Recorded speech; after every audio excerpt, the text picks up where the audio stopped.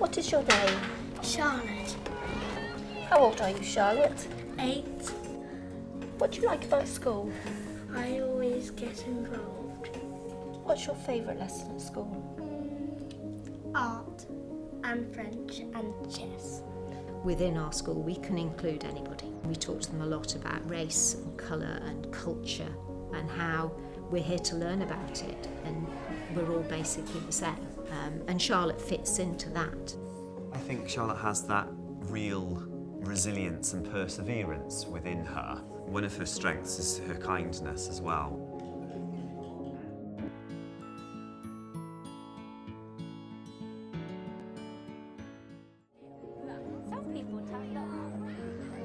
What's come across really clearly to me is that you have to treat every child as an individual and not try to allow their additional needs to define them as a person. There is a huge range of different types of physical disabilities and needs. Some disabilities will have a mild impact, others will have a really profound impact. With something like cerebral palsy, the needs are so individual. So we actually have 2 children with cerebral palsy in the school, and you wouldn't compare them at all. For Charlotte, she needs to have her physical needs met safely. Second thing is making sure that she is included, that she's not just in the lesson, she's taking part, and that she's supported to be as independent as possible. Her cerebral palsy also has other impacts on her, how she processes information, how she learns, the speed with which she can respond to answering a question. The child will need a lot of energy, much more than other children, to just do things like maintain a balance on a chair. They'll be more tired because everything they do will take more effort. What do you find most difficult at school? Keeping up with my friends and understanding Understanding what? my disability.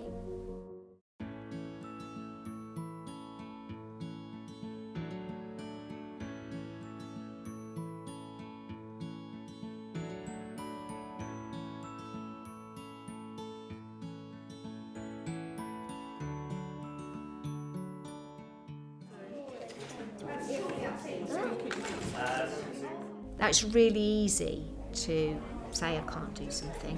It's much harder to try. And that's what we've built the culture of the school on.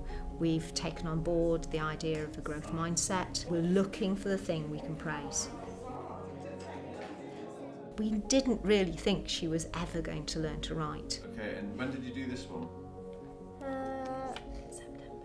September. This one is about the Stone Age. Did it January? That hand control is really difficult for her. But slowly you praise a little bit and she tries so incredibly hard. You have to work out when she's going to handwrite and when somebody's going to scribe for her, when she's going to use her developing typing skills. That's just a small example of how we have to look at each aspect of her curriculum. The strategies that are most important for Charlotte's learning is that time to answer, that extra few seconds, because it's not necessarily that she doesn't know the answer. The right angle triangle and the isosceles triangle.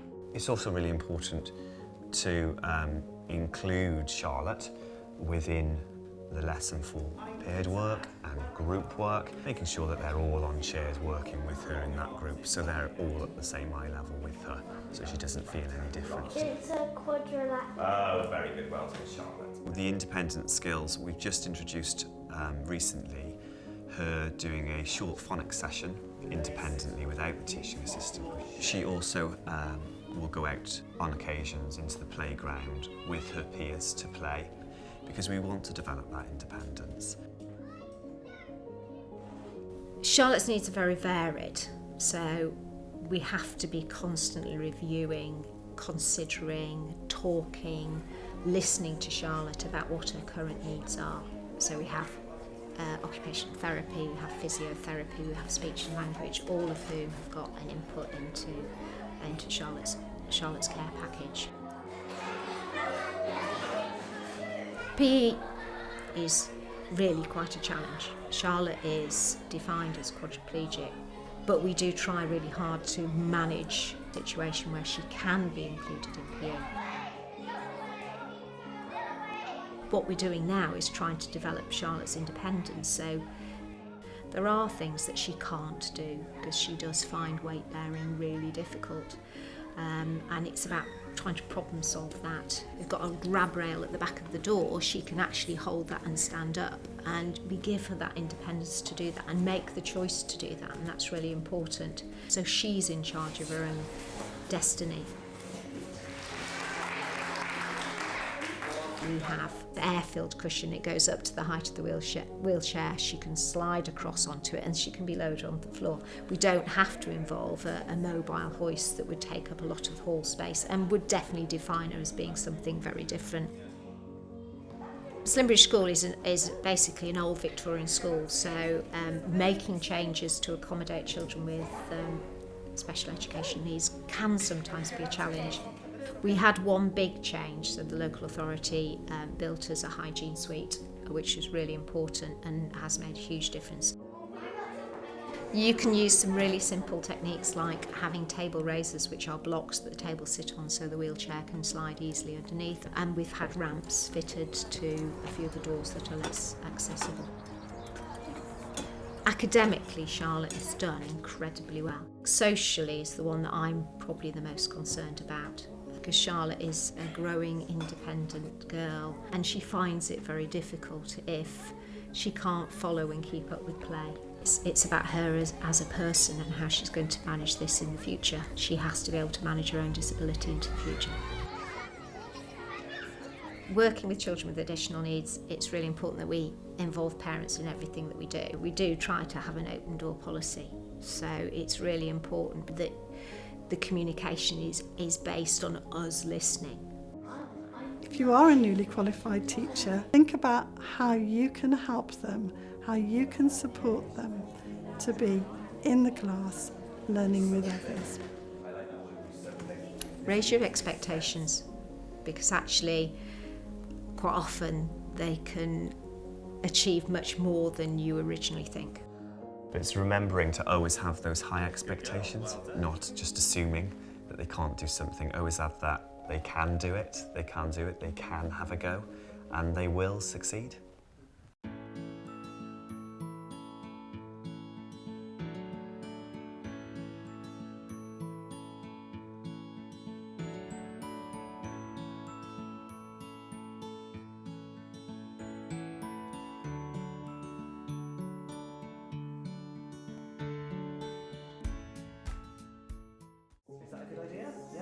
We do use the manual handling course that is available from the local authority, but we supplement that with asking experts in to come and talk to us, using the occupational therapy, using the physiotherapy, and building really strong relationships with them, and also the advisory teaching service. They are a wealth of support and information. There is a PDNet, which is an organisation. You can go on the website, you can look at their training, they have some really good resources, but there's a forum. So if you really wanted to, we're really struggling with how you're going to include a particular individual, you can put a forum post on there. Don't sit and struggle for a solution by yourself. Reach out to others, because you won't be the first person that's encountered this.